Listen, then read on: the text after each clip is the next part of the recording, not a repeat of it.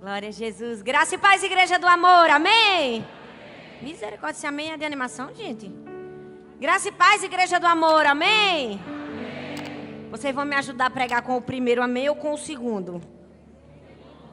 Misericórdia. Vocês estão com preguiça de falar com o primeiro ou com o segundo? Ah, ainda bem, glória a Deus. Quantos estão felizes de estar aqui na casa do Senhor?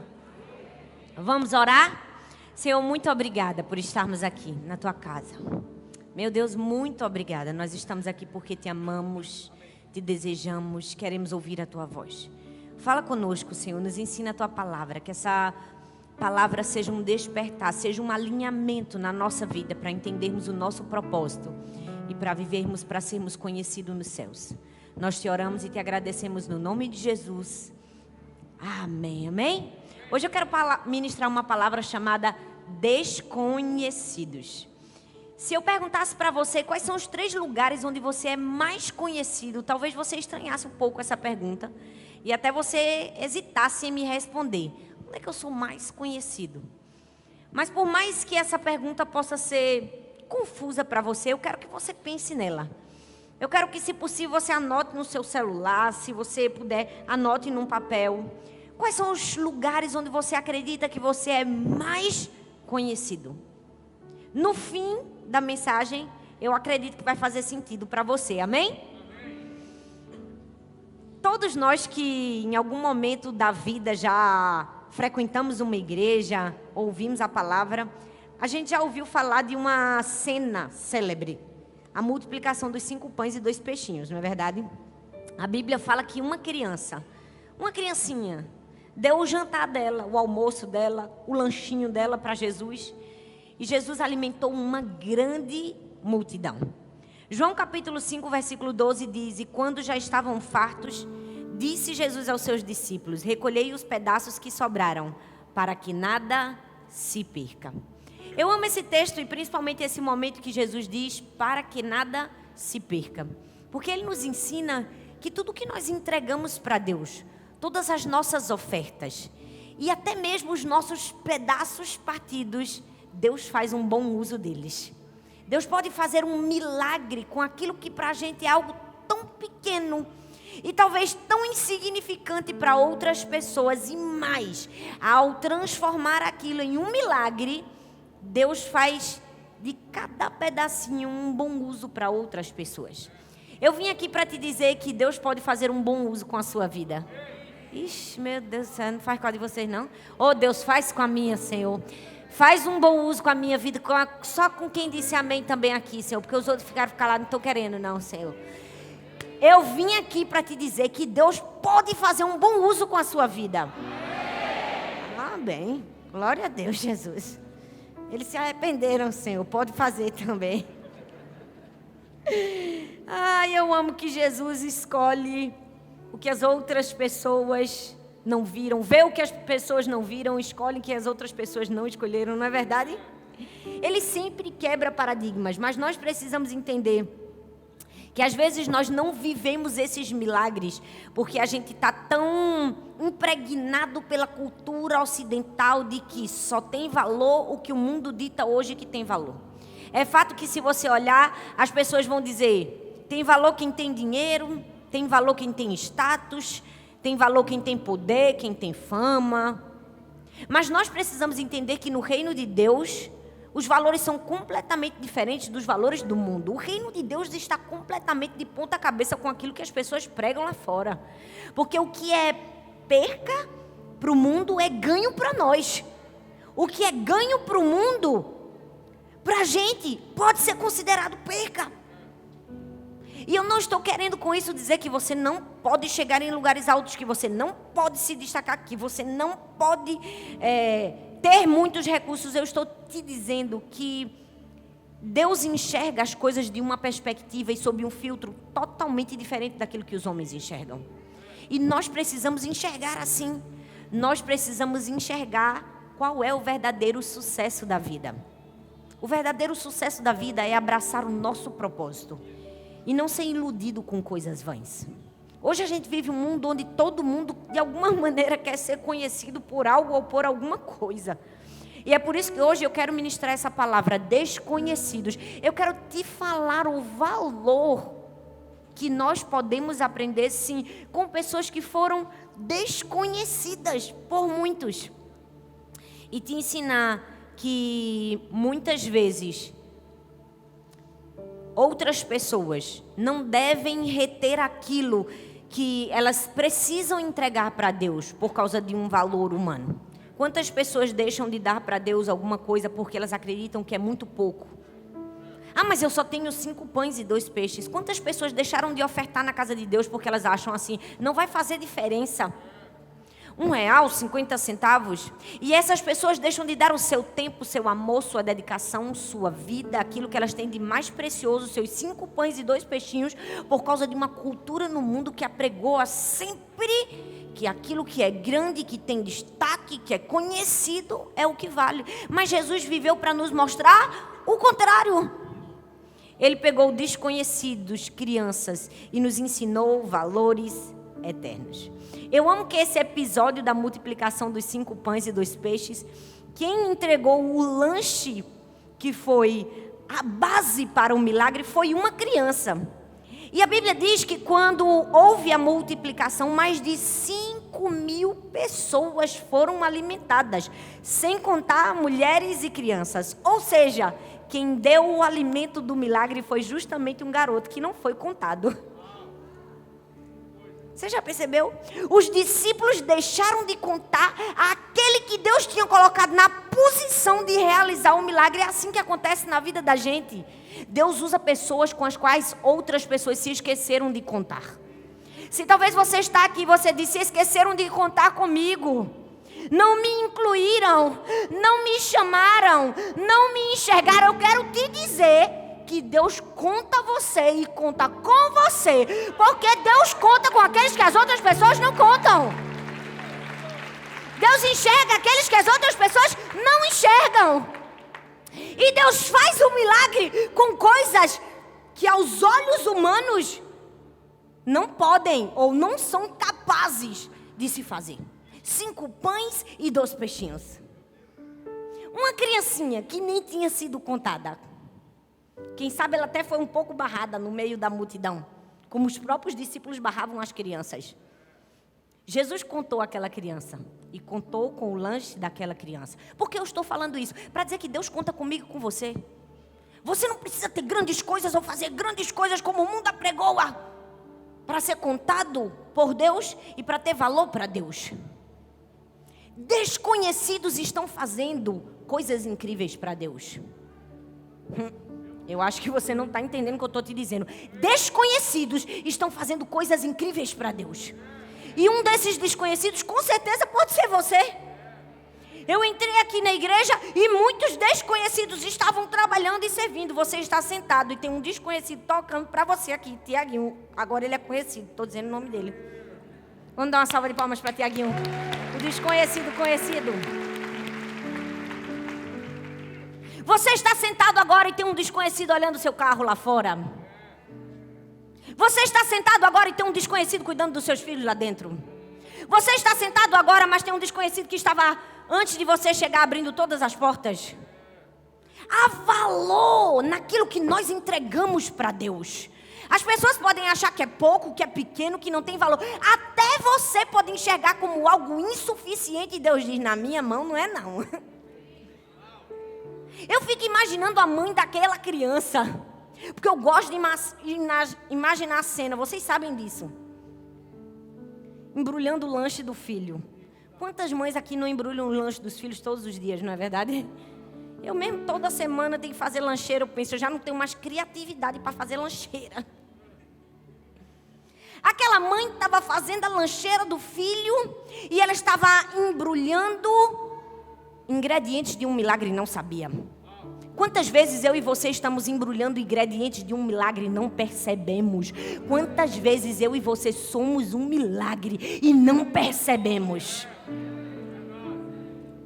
Eu não sei se aquela mãe estava com aquela criança. Eu não sei se ela soube do milagre pela própria criança quando chegou em casa com os olhinhos arregalados. Mãe, você não sabe o que aconteceu.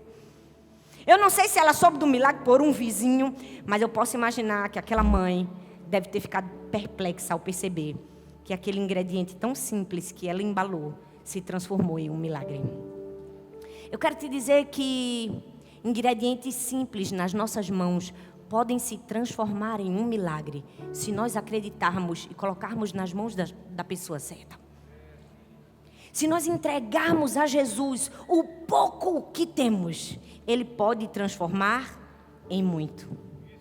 Porque é assim. Deus é capaz de usar o ordinário para fazer o extraordinário. Deus é capaz de transformar aquilo que a gente diz não é o bastante em é mais do que suficiente. Deus tem esse poder. E hoje eu quero falar para você de pessoas que talvez foram desconhecidas, passaram desapercebido, não foram contados como deveriam na Bíblia. Porque justiça seja feita, eu mesmo já devo ter pregado umas 15 vezes sobre Paulo, mais umas 10 de Pedro, que eu gosto deles. Não é? Não é não, gente? Paulo, Pedro, não é? Esther, Débora. A gente gosta de falar dos famosinhos da Bíblia. Gosta ou não gosta? Mas hoje a gente vai falar dos desconhecidos. Hoje a gente vai falar daqueles que talvez você nunca nem ouviu falar. Porque eu disse, vamos caçar os desconhecidos na Bíblia para mostrar o real valor de um desconhecido. Vocês estão animados, gente? Então hoje eu vou falar sobre 7 personagens da Bíblia que tiveram um registro sobre eles muito pequeno. Um corte muito pequeno, mas que deixaram um legado para mim e para você sobre a importância de sermos conhecidos no céu. Porque esse é o lugar mais importante onde eu e você devemos ser conhecidos. Aonde? No céu. E a primeira pessoa, o nome dele era Justo. Fala comigo, Justo. Justo nos mostra a importância de ser conhecido no céu quando se desaparece para Cristo aparecer. A Bíblia fala em Colossenses capítulo 4, versículo 11. Jesus, chamado Justo, também envia saudações. Estes são os únicos da circuncisão que são meus cooperadores em favor do reino de Deus. Eles têm sido uma fonte de ânimo para mim. O primeiro personagem de hoje, o nome dele era Jesus. Mas calma que não era Jesus o Cristo. Era outro Jesus. A Bíblia disse que o nome dele era Jesus. Mas ele era chamado por nome Justo. E a Bíblia diz que ele era um bom homem, ele era um cooperador do apóstolo Paulo. Ele era um homem que tinha deixado o judaísmo para abraçar o cristianismo e decidiu cooperar com Paulo, mesmo sabendo tudo que Paulo sofria, tudo que Paulo passava. A Bíblia diz que ele era um bom homem, que ele animava os outros, que ele era um aliviador de tensões, ou seja, ele era um calmante na vida do apóstolo Paulo. Todos nós queremos um justo assim do nosso lado, né? Alguém que nos ajuda a carregar o fardo, alivia as nossas tensões. Mas sabe, de todas as qualidades que nós podemos imaginar de Justo, eu quero destacar uma. Justo foi alguém que abriu mão propositalmente, intencionalmente da sua identidade, do seu próprio nome, para fazer o nome de Jesus conhecido. Porque eu não sei se você percebeu, mas o nome dele era Jesus. Só que agora ele estava pregando sobre Jesus o Cristo, para não ser confundido com aquele que ele pregava. Ele abriu mão do próprio nome e passou a se chamar de Justo. Deixa eu te dizer uma coisa, servir ao Senhor de todo o nosso coração é abrir mão do nosso nome, da vontade de aparecer, do destaque que podemos dar para nós mesmos, para dar o nome e o destaque a quem de fato merece, Jesus o Cristo. Jesus o Justo disse assim, se preciso for, eu troco meu nome para que ninguém se confunda e entenda que quem precisa ter fama, ser conhecido, ser amado, é Jesus o Cristo. Que lição que Justo deixou para mim e para você. Será que nós, no lugar desse homem, seríamos capazes de abrir mão do nosso nome? Não é? Tem gente que não abre mão de mostrar para todo mundo que ele participou da faxina da igreja e varreu, tem que todo mundo saber. Ele posta no Instagram, estou morto de cansado porque eu varri a igreja. Ou então ele quer que aquele líder específico saiba que ele estava lá. Deixa eu te dizer, você não precisa disso. Tem alguém que está registrando tudo, esse alguém é Jesus. E mais do que isso, ele está registrando qual é a verdadeira intenção do seu coração. Se é se fazer conhecido ou se é fazer ele conhecido. Jesus o justo foi capaz de abrir mão do próprio nome para fazer o nome de Cristo conhecido. Isso nos fala de humildade. Qual foi o legado de Jesus o justo? Humildade. Fala comigo, humildade. Humildade. Eu vi uma história verídica, um relato verdadeiro que aconteceu no ano de 1955. Foi um diálogo entre um navio militar estrangeiro que estava passando pelo mar no Canadá. E conta a história que o comandante do navio militar avistou uma luz na rota de colisão do navio dele. Logo, mandou uma mensagem para aquela sinal de luz e disse assim: favor alterar seu curso em 15 graus ao norte para evitar colisão com a nossa embarcação. Só que os canadenses, ou seja, aquela luz, responderam de volta para ele: recomendamos que você faça a mesma coisa, só que 15 graus ao sul. Aí ele ficou mordido. Não sabe com quem está falando? Eu sou um navio militar, eu recomendo que você mude sua rota 15 graus ao norte. Do outro lado, calmamente, o outro respondeu: recomendamos que você mude sua rota 15 graus ao sul. Começou a briga. Quem muda, quem não muda, quem muda, quem não muda. O comandante do navio militar disse assim: eu sou um navio de guerra militar, estou levando fragatas e aviões dentro da minha embarcação.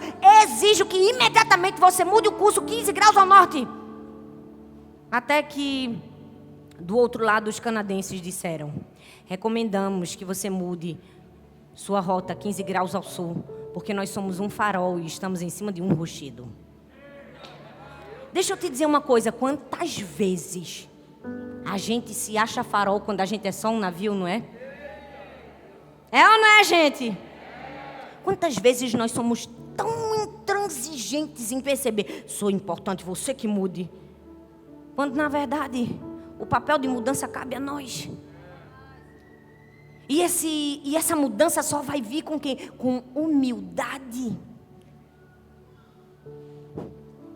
A gente precisa parar de se achar farol quando a gente é só um navio, é só um instrumento, é ou não é? Como justo, a gente vai fazer o que for necessário para deixar um legado de humildade. Eu fico imaginando o justo, ele deve ter dito assim: meu nome não é inalterável. Quantas pessoas acham que tantas coisas na sua vida são inalteráveis? Nisso aí eu não abro mão. Não abro mão do meu direito de estar certo. Por quantas coisas Jesus abriu mão por mim e por você, não é? Por quanto Ele abriu mão. E quantas vezes a gente não abre mão, não pede um perdão dentro da nossa casa? Às vezes a gente está na rota de colisão porque não tem humildade para mudar 15 graus ao sul, né? A gente está querendo que o outro saia do lugar, sendo que o outro é um farol. É mais difícil. Mude para quem é mais fácil. Mas ele está errado. Mulher, mas você não é a pessoa maleável da história. Humildade, fala comigo, humildade. Justo nos ensinou sobre humildade. A Bíblia diz, João 3,30, é necessário que Ele cresça e que eu diminua. Ei, é necessário que Cristo cresça e que a gente diminua. E eu amo que esse texto nos diz assim: é necessário que Cristo cresça e a gente se anule. Não.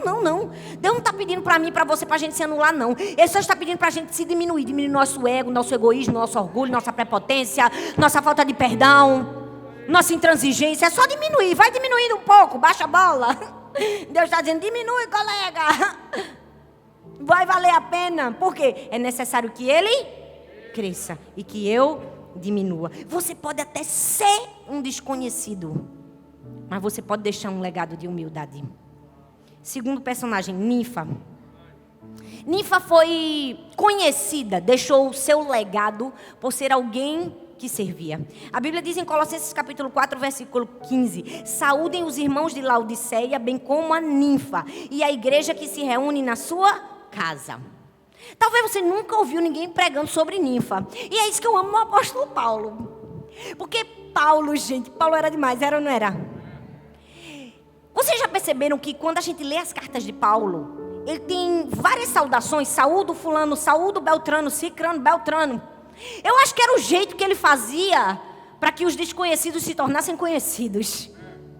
Ele disse assim, vou citar quem ninguém cita, vou citar quem precisa de destaque, quem está fazendo um trabalho bonito. Ele disse, vou citar ninfa, porque ninfa poderia não ter o dom de Tiaguinho, que sabe tocar teclado. Poderia não cantar como Og, Mojana e Elis, que por sinal, eu estou falando dos nomes deles para que vocês saibam que eles ministram todos os domingos aqui para a gente, e às vezes a gente não sabe nem o nome deles, né? Og, cadê Og? Fica em pé aí, Og. O nomezinho dele é bem pequenininho. Elis e Mojana. Elis, a bichinha. Fica em pé de novo. A bichinha já está em pé, esqueci. Tô brincando, Elis, eu também sou do teu tamanho. É só o salto.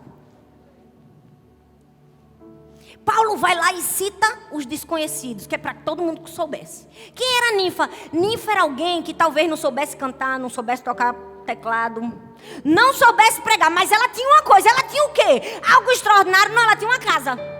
Ela disse assim, disponibilizo minha vida e minha casa para servir ao Evangelho de Cristo. Na casa dela os irmãos se reuniam. Ou seja, o que era que existia na casa de ninfa? Uma célula. Ninfa era uma líder de célula, gente. Ou seja, talvez você não vai pregar, não vai cantar, mas você pode disponibilizar aquilo que você tem para o Senhor. Isso é que é melhor de tudo. É que a casa de ninfa foi a mola propulsora para que o Evangelho de Cristo Jesus se espalhasse.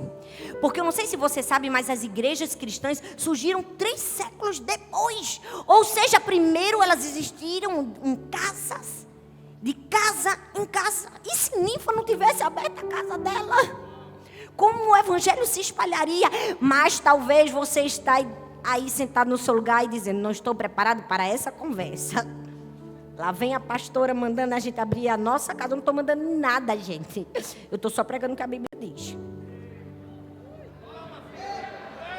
A Bíblia diz que ninfa se destacou. Paulo fez questão de dizer o nome só porque ela abriu a porta da casa dela. Qual é a porta que Deus colocou na tua mão que você ainda não abriu para Ele? Qual é a chave que Deus te deu que você ainda não girou para abençoar a vida de outras pessoas? Serviço. Ninfa era uma desconhecida que nos ensinou o poder do serviço. E eu amo que o serviço dela foi voluntário, porque serviço precisa ser voluntário. Se você faz alguma coisa por obrigação, não é amor, é escravidão. Você precisa fazer por amor de todo o seu coração. Por isso que ninguém é obrigado. Faz quem ama. Faz quem se importa. Faz quem tem propósito. Faz quem entende seu propósito. Faz quem deixa um legado. Faz com quem não se importa de ser conhecido aos olhos humanos, mas conhecido no céu. Você pode ser um desconhecido, mas você pode deixar um legado de serviço. Fala comigo, humildade, serviço. Fala comigo, justo, ninfa. Vamos para o terceiro? Vocês estão animados? Eu preciso confessar que o terceiro é o meu preferido. Aristarco. Já ouviu falar de Aristarco? Mas vou falar agora para vocês. Colossenses capítulo 4, versículo 10 diz: Aristarco, meu companheiro de prisão, envia-lhe saudações. Quem era Aristarco, gente? Aristarco era companheiro do apóstolo Paulo, amigo de Paulo. E é lindo que quando você lê a Bíblia, você vai encontrar Aristarco em vários momentos específicos na vida do apóstolo Paulo. Aristarco estava com Paulo no meio de uma confusão que houve em Éfeso, quando todos queriam destruir, matar a Paulo. Lá estava quem? Estava Aristarco. Mas eu não sei se você sabe, Aristarco também estava com o apóstolo Paulo quando ele entrou naquele navio em direção a Roma e teve aquela tempestade, ele sofreu toda aquela agonia, naufragou. Ei, Aristarco também naufragou, viu? Não só foi Paulo, não. Ei, Aristarco também foi fustigado pelas ondas, não foi só Paulo, não. Porque Aristarco estava com Paulo em Éfeso, no montim e na tempestade indo para Roma. Mas agora o texto fala que Aristarco também está com Paulo. Aonde? Na prisão. Rapaz, Aristarco só estava com Paulo nas piores situações, não é? Porque Aristarco era um companheiro de sofrimento. Eu preciso te dizer que na vida, todos nós precisamos de um Aristarco. E todos nós precisamos ser um Aristarco na vida de alguém. Um companheiro de sofrimento. Você pode ter muitos amigos, mas eu preciso te dizer, dê valor a quem fica com você na hora do sofrimento. Aristarco estava com Paulo nos momentos mais difíceis. E a Bíblia diz que o nome dele significa melhor príncipe. É lindo isso, porque ele realmente era um príncipe. Não porque ele tinha ou participava da realeza, mas porque ele tinha sangue real pela sua lealdade ao apóstolo Paulo. Pelo seu amor em estar com alguém que estava em sofrimento. Ele não abandonou Paulo no momento do sofrimento.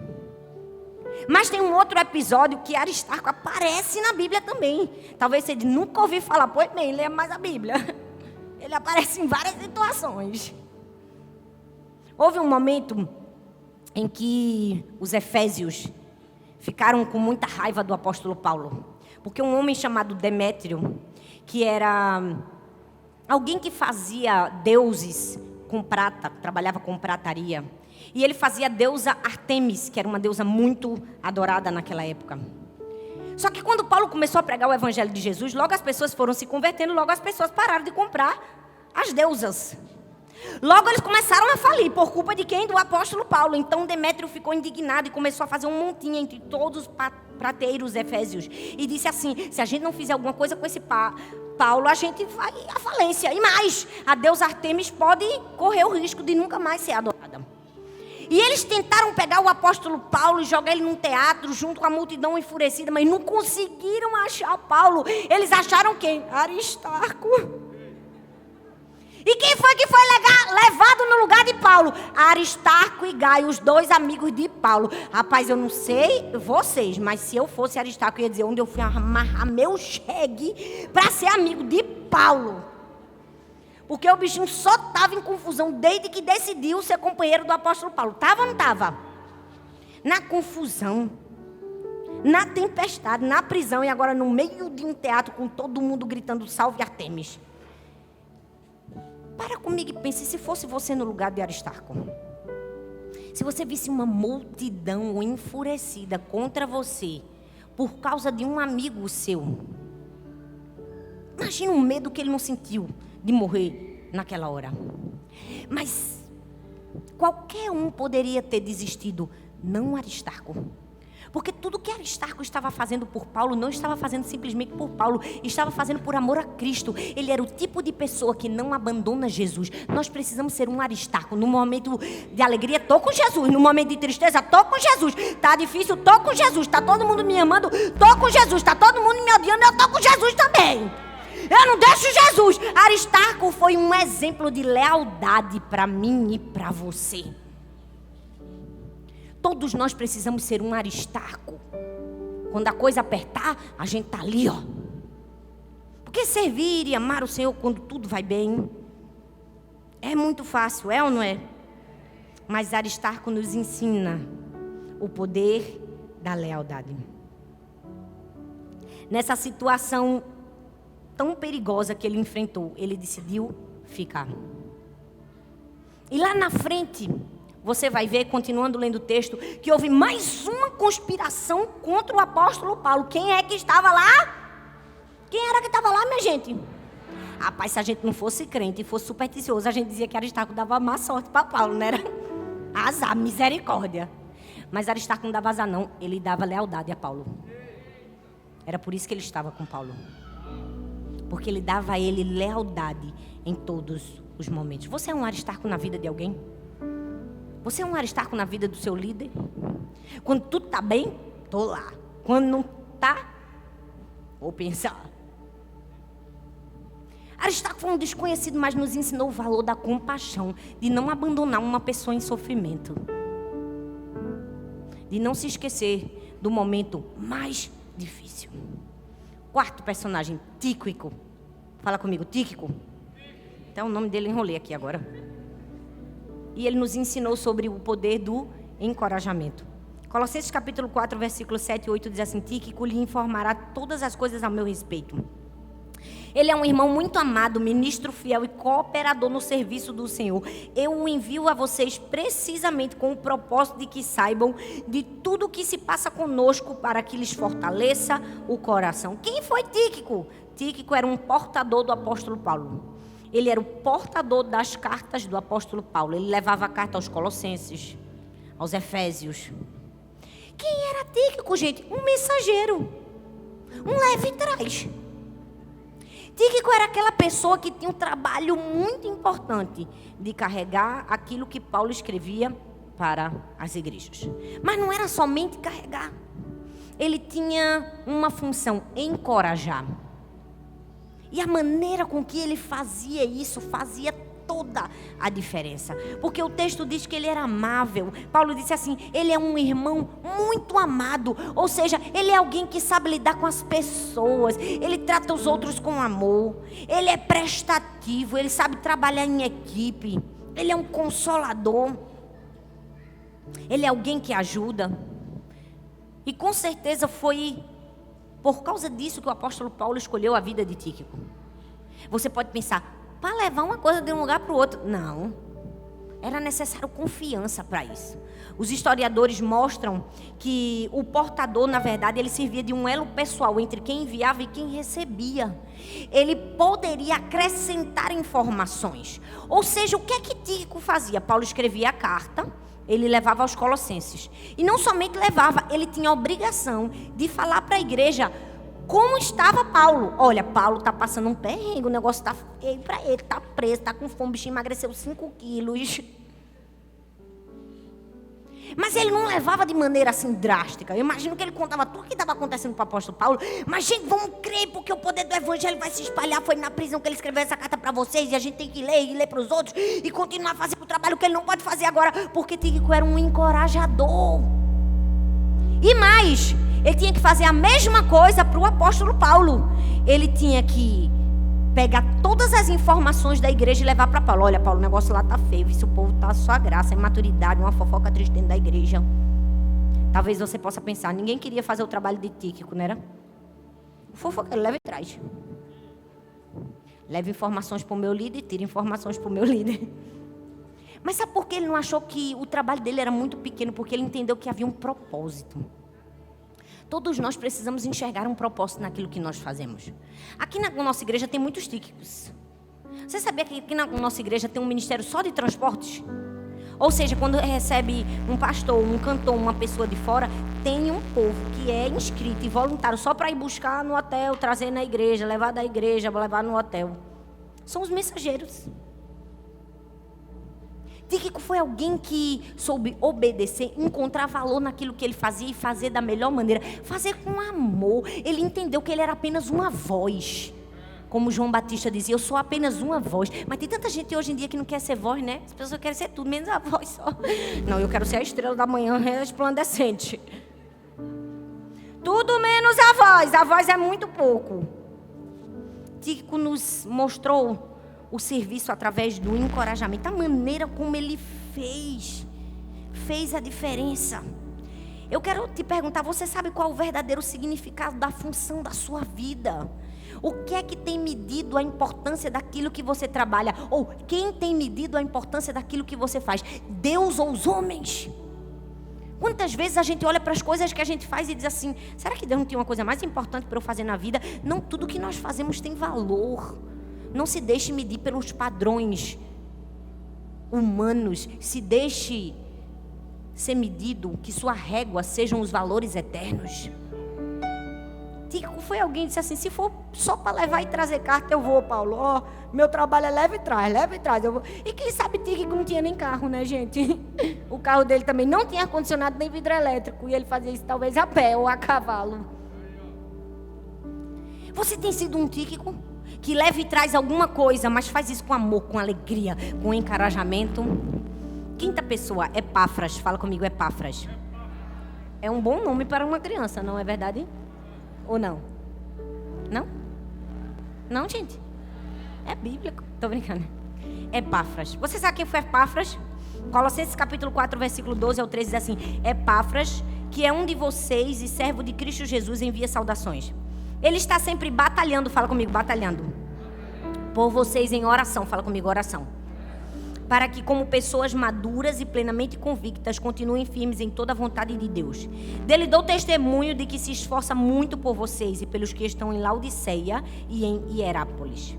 Quem foi Epáfras? Epáfras foi um guerreiro de oração. A igreja estava vivendo em imaturidade, o povo estava com orgulho, fofoca, tudo que era confusão. Então Epáfras se levantou para ser um guerreiro de oração, ou seja, para orar pela igreja, para que a igreja tivesse mais maturidade. Quantos Epáfras a gente precisa nos dias de hoje, né? Porque hoje em dia, infelizmente, quando alguém está imaturo, fazendo o que não devia, em fofoca, em confusão, idolatria e tantas outras coisas, a gente está, misericórdia, irmão é processado, misericórdia, esse irmão, só o sangue de Jesus tem poder. Não sei como é que o pastor ainda dá uma oportunidade para esse camarada. Não! Ao invés de reclamar, a gente precisa fazer como Epáfras, batalhar em oração pelos outros.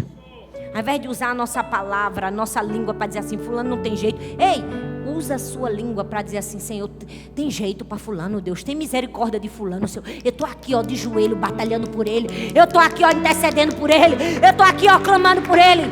Mas Epáfras, por favor, mas Epáfras nos dias de hoje, alguém que escolheu orar constantemente, intensamente, especificamente, sacrificialmente. A palavra traduzida para a maneira como Epáfras orava é a mesma traduzida para Jesus no Getsemane, em agonia.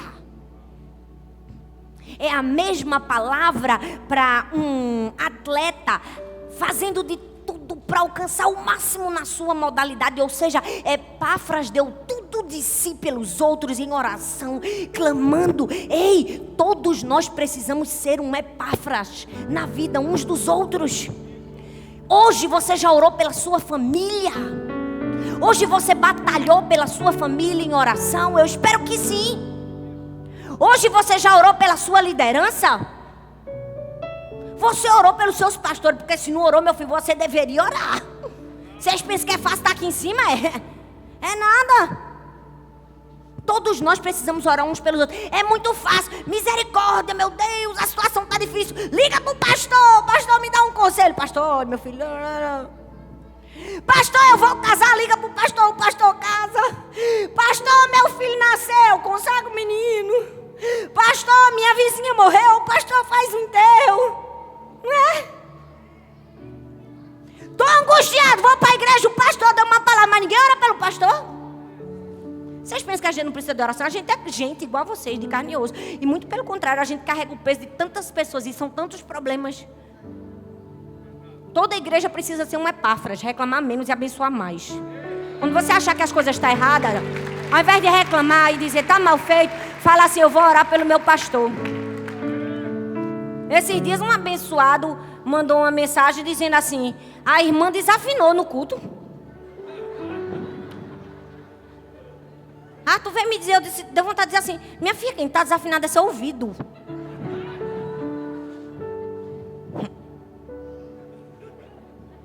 Já orou pelo seu pastor hoje?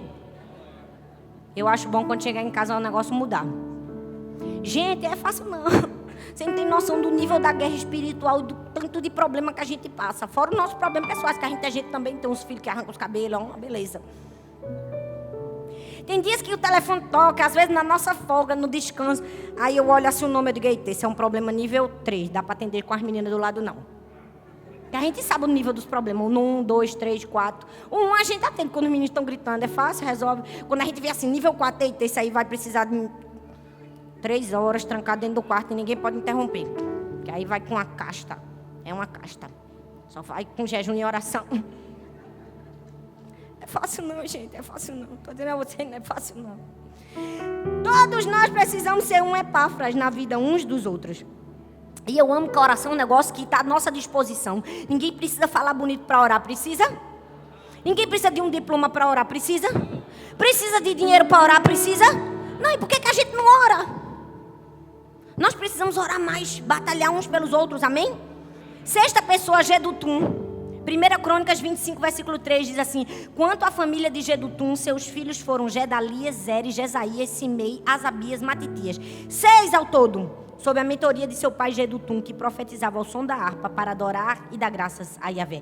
Quem era Jedutum? Jedutum era um adorador, um músico da casa do Senhor. Mas ele não era somente um músico, ele era um adorador. Ele era alguém que adorava e ensinava as pessoas a adorarem. Porque a Bíblia diz em 2 Crônicas 35:15 que ele é listado como o vidente do rei, que é sinônimo de um profeta. Ou seja, ele não era só um tocador, ele era um profeta do Senhor. Mas sabe o que é mais bonito na vida de Jedutum? Que a gente aprende? Que o texto diz que ele decidiu ensinar o valor da adoração aos 6 filhos que ele tinha. Ele não escolheu um para ensinar não, gente. Ele escolheu os 6. Ou seja, quando ele morreu, a adoração não morreu com ele, porque ele mentoreou os 6 filhos para adorar o Senhor. Ei, Jedutum deixa um legado para mim e para você, que é conhecido no céu quem vive uma vida de adoração e quem ensina os outros a adorarem. Qual é o legado que você está deixando na vida dos seus filhos? É por isso que a gente bate aqui na tecla, ó. Se você é pai e mãe, leia a Bíblia com seu filho. Ensine seu filho sobre Jesus. Pregue para o seu filho. Ganhe seu filho para Jesus. As pessoas acham que é fácil. Vem só para a igreja e joga o menino. É não. A função e a responsabilidade é do pai e da mãe. Ensine sobre Cristo a seus filhos. Porque se você não ensinar, o mundo vai ensinar de maneira errônea. E aí talvez pode ser tarde demais. Jedutum poderia ter dito assim: vou treinar um. Ele treinou 6. Imagina o trabalho, minha gente. Sangue de Cristo, eu estou treinando 3. Estou ficando já com meus cabelos brancos. Mas ele treinou os 6. E treinou a amar e a adorar ao Senhor. Olha bem para mim. Se por um acaso, hoje, se fizesse um registro de todas as suas palavras durante a semana que passou, a gente poderia transformar ela em uma música e adorar aqui no altar o Senhor? Se fosse registrada as palavras que você falou hoje, poderia se transformar numa música para adorar o Senhor? Nossa vida é uma vida de adoração ao Senhor. Jedutum nos ensinou sobre adoração. E por último, Josafá. Mas não é esse Josafá famoso que a gente conhece. É um outro. 2 Samuel capítulo 8, versículo 16, diz assim: Joabe, filho de Zeruia, era comandante do exército. E Josafá, filho de Ailude, era o arquivista real. Quem era Josafá? Um arquivista.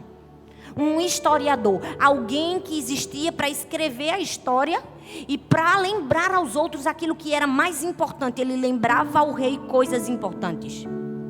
Ele era alguém que não deixava a memória ser esquecida. Ele era alguém que lembrava aquilo que realmente importava. Todos nós precisamos ser um Josafá. A gente precisa ser aquele que não se esquece o que precisa ser lembrado. A gente precisa ser aquele que lembra aos outros valores que não podem ser esquecidos. Nós precisamos ser um Josafá. Quando alguém subir em cima dessa cadeira linda, maravilhosa que você está sentada aí, botar o pé, uma pirralha, você diz: meu filho, por favor, você poderia descer desta cadeira, por favor? Porque um dia, há alguns anos atrás, nossa cadeira era uma cadeira velha, ruim, de plástico, branca. A gente saia com a coluna que não aguentava. Era ou não era? Quem é desse tempo aqui, ó, levanta a mão. Não se esqueça, viu? Eu também não posso me esquecer.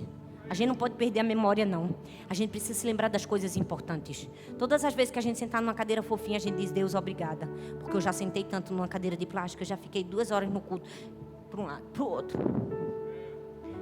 Toda vez que você vem, sai, ó, ambiente cheirosinho, ar-condicionado, a gente se lembra como era difícil ter aquele ventilador teco-teco que só puxava o calor da telha. É muito bonito. Hoje eu prego de blazer. Mas eu não pregava de blazer, não era porque eu não tinha, não. É porque não dava não mesmo, não. O calor era tão grande que quando Arthur pregava, fazia assim, ó, torcia a camisa dele e saía água, assim, ó, do suor. Era uma sauna cristã, a nossa igreja. Não se esqueça. A gente não pode se esquecer, sabe por quê, gente? Primeiro, para o nosso coração não ficar orgulhoso sobre: olha, minha igreja é maravilhosa. Olha em quem eu me tornei. Não. E a gente também não pode se esquecer, para a gente ter gratidão no nosso coração. E dizer: olha o que Deus fez comigo. Não é? Olha o que Deus fez com a gente. Os improváveis de Deus. Os desconhecidos de Deus. Paulista desconhecida, que hoje é conhecida de Paulista para o mundo, não é? A gente nunca pode se esquecer que foi a mão do Senhor que fez isso. Quantas vezes nós não fomos contados pelos homens, mas fomos contados por Deus? Quantas vezes as pessoas se esqueceram de nós? Deus nunca se esquece. Deus nunca se esquece dos desconhecidos, porque Deus, como Josafá, tem memória. O que nós fazemos por Deus e para Deus fica registrado nos anais do céu. Não passará esquecido. Desconhecidos. Justo, Ninfa, Aristarco, Tíquico, Epáfras, Gedutum, Josafá e você. Quem pode ficar em pé no seu lugar? Você pode dizer para Deus: Senhor, eu quero ser conhecido no céu. Quantos aqui querem ser conhecidos no céu? Meu Deus, essa palavra é tão forte. O lugar onde nós precisamos ser conhecidos é no céu. É no céu. No céu tem que ter o registro de que nós somos um justo, que abre mão dos nossos direitos, que abre mão do nosso destaque para fazer Jesus conhecido. No céu tem que estar registrado que nós somos uma ninfa que abre a casa, que dá o que tem para servir ao Senhor. No céu tem que estar registrado que nós somos um Aristarco, alguém que se compadece do outro, que ama, que investe, que abençoa, que chora, que batalha. No céu tem que estar registrado que nós somos um Josafá que não tem memória curta, que se lembra do que Deus fez. Que nós somos um Gedutum, que nós somos alguém que adora ao Senhor, que vive uma vida de adoração e deixa o legado para os filhos. No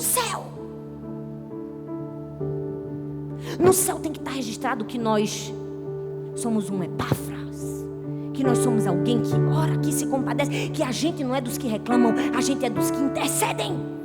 No céu nós precisamos ser conhecidos no céu.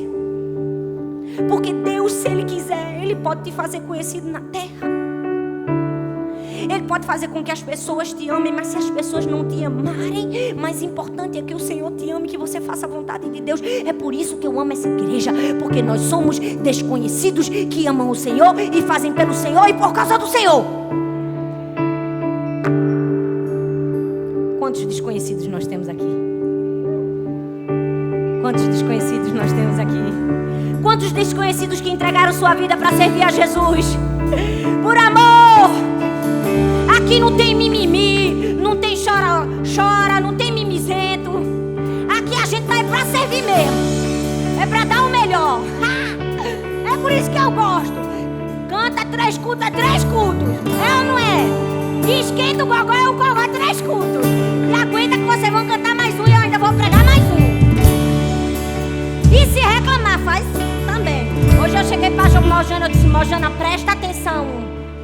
Você não vai cantar aqui. Você vai cantar aqui, Mojana. Porque as pessoas do lado de cá também querem ver você. Não foi, Mojana? Bichinha, ela me ama, gente. E eu amo essa menina. Eu disse: ela fica aqui na ponta, Mojana, para as pessoas te verem. Hoje de manhã. Aí, hoje de manhã mesmo, a menina que estava aqui é responsável pela direção de culto. Porque tem uma pessoa que responde por todo o culto. O que vai acontecer? O que entra, o que sai, a hora que entra, o que sai. Na hora da consagração das crianças, o menino veio e botou o púlpito. Não era para botar. Porque o púlpito atrapalha a foto da consagração das crianças. Eu já olhei para ela e fiz. Ela já mandou o recado por de lá. Não era para ter botado o púlpito. Na hora do louvor, atrás da música estava aquele que os meninos do LED botam. Eu fui lá atrás e digo: meu querido, hoje você não bota um tutstu não. Porque um idoso não aguenta isso aqui no olho da pessoa, fica doido. Tira o tum-tum-tum-tum. Ele disse: senhora pastora. Pois bem, sabe por quê? Porque nós somos desconhecidos. A gente está aqui para fazer o melhor para Jesus. E se alguém instrui a gente só obedece. É É por isso que eu brinco que eu sou a dupla perfeita com Arthur. Nós somos a dupla perfeita. João e Batista. Porque Arthur é João, meus filhinhos. E eu sou Batista, raça de víboras. Aí dá certo. Né? Dá certo. Ele abraça e beija, eu coordeno e tudo flui. É ou não é, gente? Quantos desconhecidos nós temos aqui? Coloca a mão no seu coração, Deus está contando com você. Vira para a pessoa que está do seu lado e diga a ela: Deus está contando com você. Fala para ela: se alguém se esqueceu de você, Deus não esqueceu não. Ei, Deus conta você. E mais do que contar você, Deus conta com você.